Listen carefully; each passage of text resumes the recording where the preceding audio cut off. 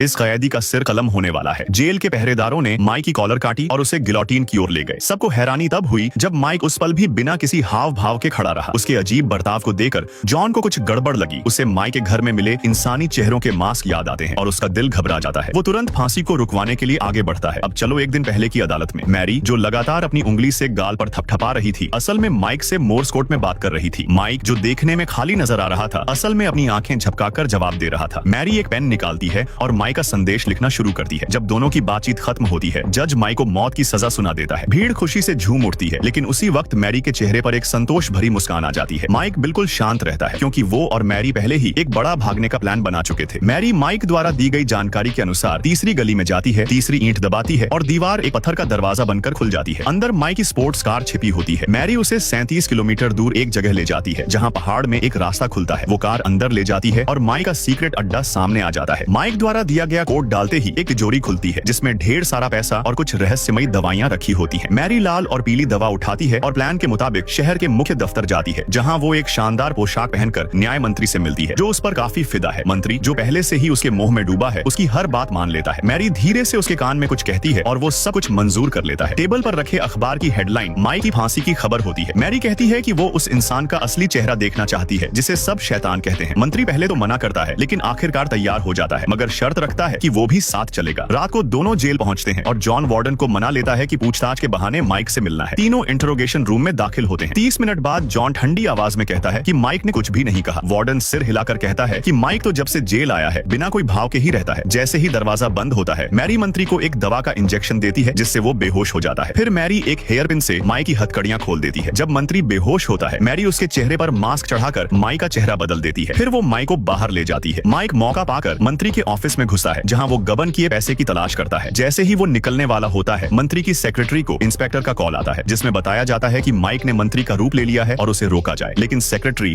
उसे किसी ठगी की कॉल समझकर गुस्से में काट देती है। माइक, जो सब सुन रहा था, जल्दी से वहाँ से भागता है। उस पुलिस वाले के सामने से निकलता है जो उसे पकड़ने आया था। फिर वो बाहर निकलकर मैरी की कार में बैठता है और दोनों वहाँ से निकल जाते हैं। जेल में एक अजीब नियम था। कैदियों के घर से जो भी खाना आता, गार्ड्स उसे छोटे छोटे टुकड़ों में काट देते, यहाँ तक कि साबुन तक को नहीं छोड़ते थे। ये सब इसलिए किया जाता ताकि कोई अंदर हथियार न ला सके और कैदी भाग न सके। लेकिन जैक नाम का एक कैदी था जो भागने में उस्ताद था। उसने चम्मच से फर्श की टाइलें हटाई और वहाँ से पहले से छुपाया हुआ एक छोटा शीशा निकाला। फिर उसने इसे हल्के से तोड़कर एक साफ टुकड़ा अलग किया। बाकी के टुकड़ों को कागज में लपेटकर टॉयलेट में बहा दिया। तभी अचानक गार्ड्स ने कोठरी की तलाशी लेनी शुरू कर दी। जैक ने झट से शीशे का टुकड़ा अपने मुंह में छिपा लिया। गार्ड्स ने सबकी बारी बारी से तलाशी ली। जिनकी तलाशी पूरी हो गई थी, वो दरवाजे के बाहर खड़े थे। अगर तलाशी ऐसे ही चलती रही तो टॉयलेट में फेंका गया कागज पकड़ में आ सकता था। जैक ने जल्दी से दीवार पर लगी फ्लश की चेन खींच दी। फ्लश की आवाज सुनकर गार्ड ने अंदर देखा। जैक ने बताया, मैंने किया। गार्ड बोला, दोबारा ऐसा नहीं होना चाहिए। बाहर से भी फ्लश करने की सुविधा थी, इसलिए वो बच गए। गार्ड्स ने अलमारी देखी, सामान इधर उधर फेंक दिया, बेड, खिड़कियां सब चेक किया। जब कुछ भी नहीं मिला तो गार्ड्स चले गए। लेकिन जैक के लिए तो छोटी छोटी चीजें भी भागने का जरिया बन सकती थी। उसने शीशे के टुकड़े को धागे से टूथब्रश में बांध दिया। अब उसके पास एक सही औजार था। उसने इसे दरवाजे के छोटे छेद से बाहर निकाला और अब वो गार्ड्स की हर हरकत देख सकता था। फिर उसने फोल्डिंग बेड के पैरों को निकाला, हाथ में तौल कर देखा, वजन एकदम सही था। अब ये हथौड़े का काम करेगा। फिर उन्होंने कोने में रखा कार्डबोर्ड हटाया और 5 लकड़ियां उखाड़ दी। नीचे सख्त कंक्रीट था। जैक ने वार करने शुरू कर दिए। आवाज तेज थी। उसके साथी घबरा गए कि कहीं गार्ड्स सुन न ले, लेकिन जैक ने पहले ही सब सोच रखा था। आज सामने वाली कोठरी में टॉयलेट की मरम्मत हो रही थी। अगर आज मौका चूक गया तो दोबारा नहीं मिलेगा। जैसा सोचा था, सब आवाजें आपस में मिल गईं और गार्ड्स को कुछ समझ नहीं आया। थोड़ी देर में फर्श में दरारें आ गईं। जैक के साथी खुश हो गए और मिलकर हथौड़े मारने लगे। कहते हैं, जब सब मिलकर मेहनत करते हैं तो काम जल्दी होता है। 5 कैदियों ने मिलकर छोटा सा छेद बड़ा कर दिया। फिर जैक ने एक कागज जलाकर छेद में डाला। लौ हिलने लगी, मतलब सुरंग में हवा थी, पर ये रास्ता कहाँ जाता था किसी को नहीं पता था। उन्होंने टूटी हुई मिट्टी और कंक्रीट उसी छेद में डाल दी। ये आदमी पूरे 500 सालों तक सोया रहा। जब वो उठा तो दुनिया पूरी तरह तबाह हो चुकी थी। इमारतों को गिरने से रोकने के लिए रस्सियों से बांधा गया था। पुल टूट चुके थे और कभी ठीक नहीं हुए। वो लोगों से पूछने लगा कि क्या हुआ है, लेकिन कुछ बेवकूफों ने उस पर हमला कर दिया। वो बहुत प्यासा था। उसने पानी पीने की कोशिश की,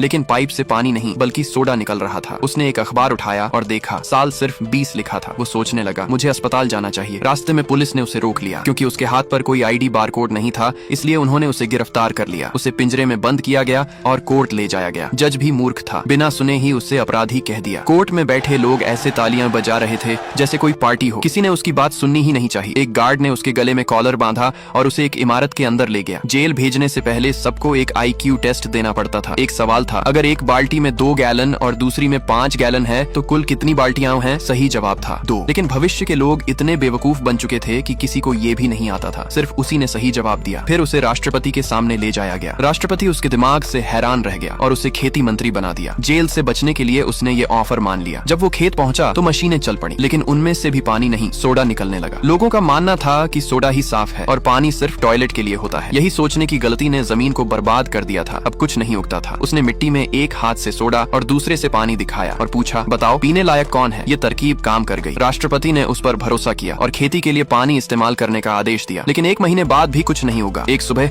हजारों लोग उसके घर के बाहर जमा हो गए। वो सब सोडा कंपनी में काम करते थे, क्योंकि उसके फैसले से सोडा की बिक्री गिर गई थी और कई लोग बेरोजगार हो गए थे। उसे सजा देने के लिए राष्ट्रपति ने उसे एरिना भेज दिया, जहां उसे हथियारों से लैस कारों से लड़ना था। लेकिन तभी स्क्रीन पर फसल उगने की तस्वीरें आईं और सब लोग हैरान रह गए।